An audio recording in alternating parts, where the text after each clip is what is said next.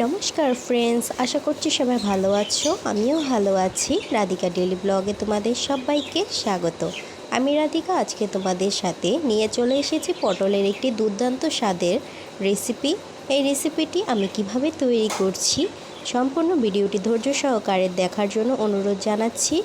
এই রেসিপিটি তোমরা গরম ভাতের সাথে অথবা রুটির সাথে পরিবেশন করতে পারো। দারুণ মজার এই রেসিপিটি। পটল যদি এইভাবে করে তৈরি করে পরিবেশন করো তাহলে দেখবে এত মজার হবে যা কিনা একবার কেউ খেলে ভুলতেই পারবে না। এর জন্য আমি এইখানে টাটকা পটল নিয়ে নিয়েছি। পটলগুলোকে একটি ছুরির সাহায্যে উপরের খোসাটিকে ছাড়িয়ে নিচ্ছি।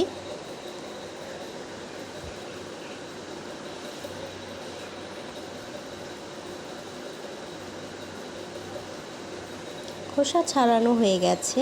এখন আমি 4 ভাগের 1 ভাগ কেটে নিচ্ছি। একটি চামচের পিছনের অংশ দিয়ে আমি পটলের ভিতরের যে নরম অংশটুকু আছে সেগুলোকে বের করে নেব। কাজটি কিন্তু ধৈর্য সহকারে করতে হবে যাতে করে পটলটি মাঝখান থেকে কেটে না যায়, তাহলে রেসিপিটি করতে ভালো হবে না।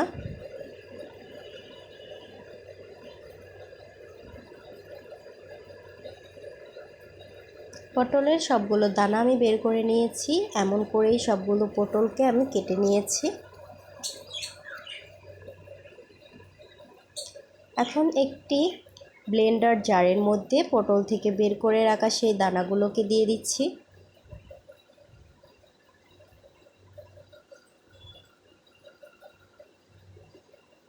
দিয়ে দিচ্ছি ছোট সাইজের চিংড়ি মাছ।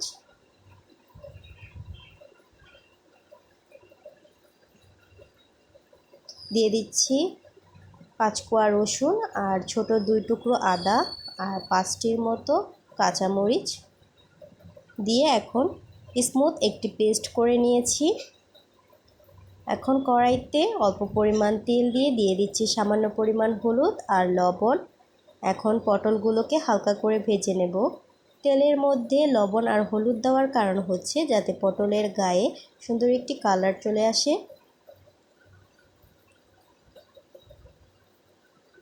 পটলটিকে বেশি করে ভাজা যাবে না, শুধু হালকা করে ভেজে নিলেই হবে।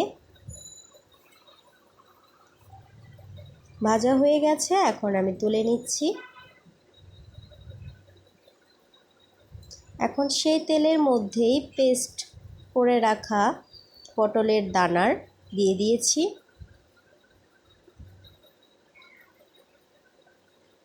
দিয়ে দিচ্ছি আধা চামচ পরিমাণ ধনিয়া গুঁড়া, আধা চামচ পরিমাণ হলুদ আর স্বাদমতো লবণ দিয়ে সুন্দর করে চিংড়ি মাছ আর পটলের দানার সেই মিশ্রণটিকে ভেজে নিয়েছি। দেখো পটলের ভিতরে দেওয়ার জন্য এই পুরটি একদম রেডি হয়ে গেছে। এখন আমি ভেজে রাখা সেই পটল নিয়ে নিয়েছি আর তৈরি করে নেওয়া সেই চিংড়ি মাছ আর পটলের ভিতরের অংশটিকে আমি পটলের মধ্যে দিয়ে দিচ্ছি।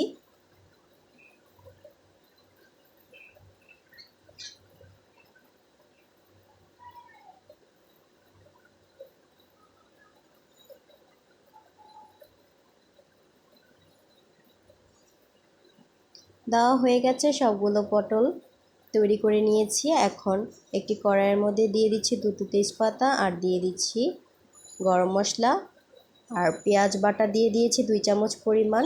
দিয়ে পেঁয়াজটাকে হালকা করে ভেজে নেব। এখন দিয়ে দিচ্ছি আদা রসুন আর শুকনা মরিচ পেস্ট। এখন দিয়ে দিচ্ছি আধা চামচ হলুদ গুঁড়া, 1.5 চামচ ধনিয়া গুঁড়া আর 1 চামচ পরিমাণ হলুদ গুঁড়া।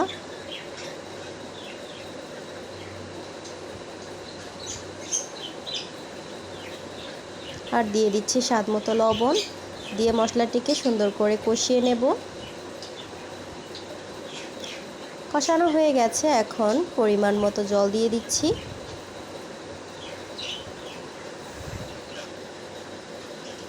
দিয়ে দিচ্ছি চেরা কাঁচামরিচ। এখন তৈরি করে রাখা সেই পটলগুলোকে আমি দিয়ে দিচ্ছি এখানে। ঝোল ফুটতে শুরু করে দিয়েছে। আলতো হাতে নাড়াচাড়া করে দিতে হবে, না হয় ভিতরের অংশগুলো বের হয়ে যাওয়ার সম্ভাবনা থাকবে। এখন দিয়ে দিচ্ছি 1 চামচ পরিমাণ ভাজা জিরের গুঁড়া। আমি একদম ঝোলটিকে শুকিয়ে নেব।